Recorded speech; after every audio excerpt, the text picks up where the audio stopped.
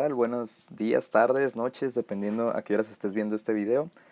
Bueno, voy a ser su maestro de física. Mi nombre es Héctor Moreno y el día de hoy vamos a comenzar con el bloque número uno, que básicamente es una introducción a la física. Para ello, aquí en la página número 11 de tu libro, nos hace una pregunta muy importante, ¿no? Dice primeramente, en tu vida cotidiana está presente la física, pero ¿recuerdas los conceptos básicos que forman parte de esta disciplina y que están presentes en diferentes situaciones de tu entorno? Ok, entonces para esto van a hacer una pequeña evaluación que viene ahí abajito, que es la actividad número uno. Lo vamos a hacer juntos, así que les voy a pedir que si tienen su libro ahí a la mano, lo abran por favor en la página 11 y si no, si lo tienen digital, pues ahí donde lo descargaron, vayan contestándolo, ¿no? O si no, en su cuaderno también lo pueden ir haciendo, porque vamos a ver unas definiciones básicas que tenemos que conocer, ¿ok? Entonces la primera definición que viene ahí en la parte de abajo nos dice lo siguiente. Dice, es un proceso destinado a explicar fenómenos, establecer relaciones entre los hechos y enunciar leyes que expliquen los fenómenos físicos, químicos y sociales del mundo para obtener con estos conocimientos aplicaciones útiles para el hombre. Muy bien, desde el momento en que tú utilizas la palabra proceso, se está refiriendo a una serie de pasos, ¿ok? Entonces son una serie de pasos que te van a ayudar a explicar fenómenos, ¿ok? Fenómenos que pues son los fenómenos naturales y sabemos que los fenómenos naturales se pueden clasificar en físicos, químicos y también hay fenómenos sociales, ¿no? Yo siento que también pues entraría aquí también la parte del ser viviente, ¿no? Por ejemplo la biología, ¿no? Pero bueno, al hablar de serie de pasos y estudiar fenómenos, estamos hablando de un método. Entonces, al hablar de un método, pues hay que ver en las definiciones que tenemos aquí cuál nos dice. Por ejemplo, aquí viene el método científico, inciso F, ¿no? Entonces, el método científico se refiere a ese proceso que nos va a ayudar a establecer leyes, ¿no? Naturales o para fenómenos físicos, etcétera. Entonces, dijimos que es la letra F. ¿Ok? Muy bien. Después nos dice, comparar una cantidad con su respectiva unidad con el fin de averiguar cuántas veces la segunda está contenida en la primera. Comparar, es decir, vas a verificar que, no sé, por ejemplo, tienes no sé, un hilo y tienes una regla. Entonces ese hilo lo comparas con tu regla y tú puedes saber cuánto es el valor de su longitud, ¿ok? O sea que estamos hablando de medición, ¿verdad? O de medir. Quiere decir que el concepto para esta definición sería el inciso A. Estamos hablando de medir. Recuerden que medir se refiere a comparar. ¿Okay? Es muy importante, de hecho, pues lo voy a subrayar aquí porque eso es muy importante, ¿no? Medir se refiere a comparar. Ahora, en la siguiente definición nos dice, es la diferencia entre el valor medido y el valor verdadero. ¿Ok? Por ejemplo, te pueden decir, esta pista para correr mide 5 kilómetros. ¿Ok? Ese es el valor verdadero. Pero resulta que tú agarras una regla, o una cinta métrica más bien, y empiezas a medir esa pista y te da 4.98 kilómetros, casi los 5, ¿no?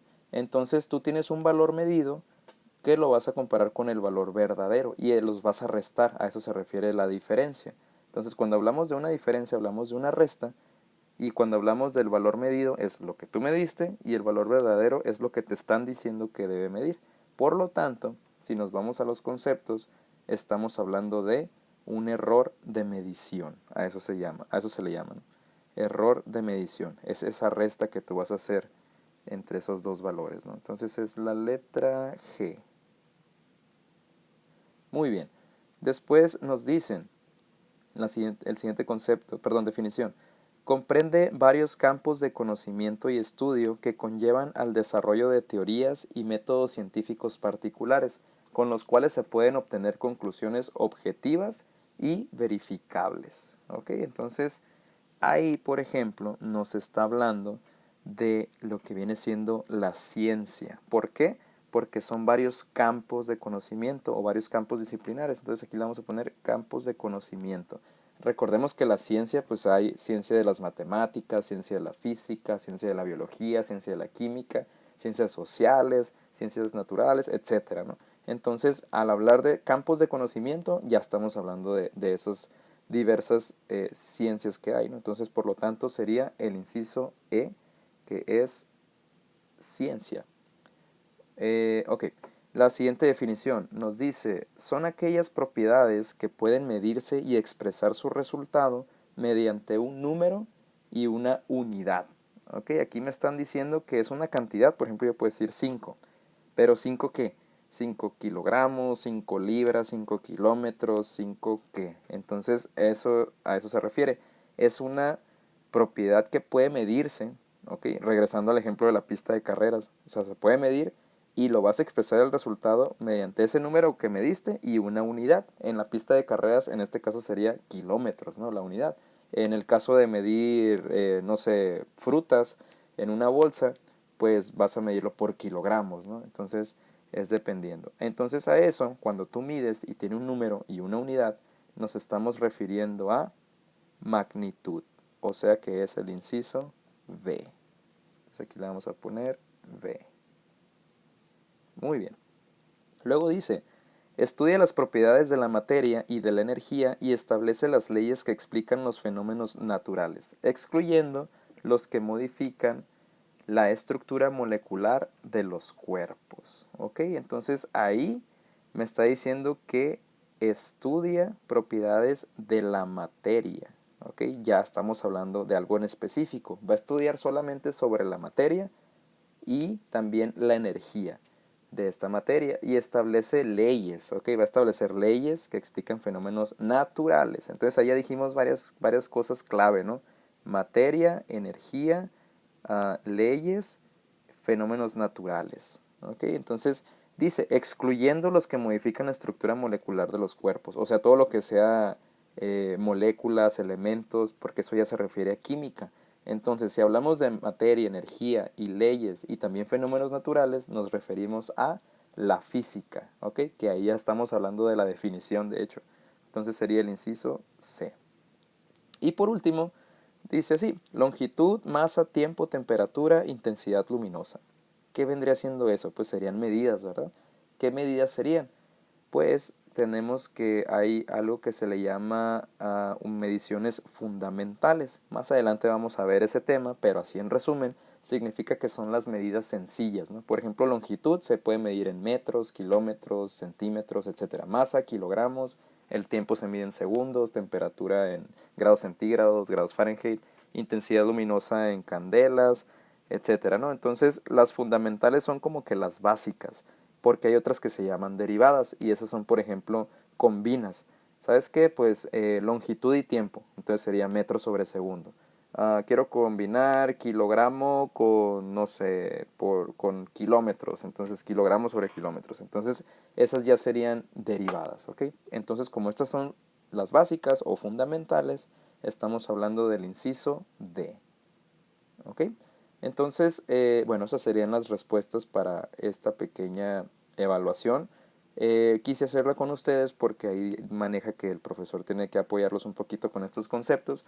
Algunos de estos ya los debieron haber visto alguna vez en secundaria cuando llevaron esta materia también y por eso estamos viendo como un tipo diagnóstico de esto, ¿no? Ahora, hacen unas preguntas aquí muy interesantes que nos dice lo siguiente, ¿te imaginas cómo era la vida 10 o 15 años antes? Estamos hablando como del 2000, ¿qué será? 2005 por ahí.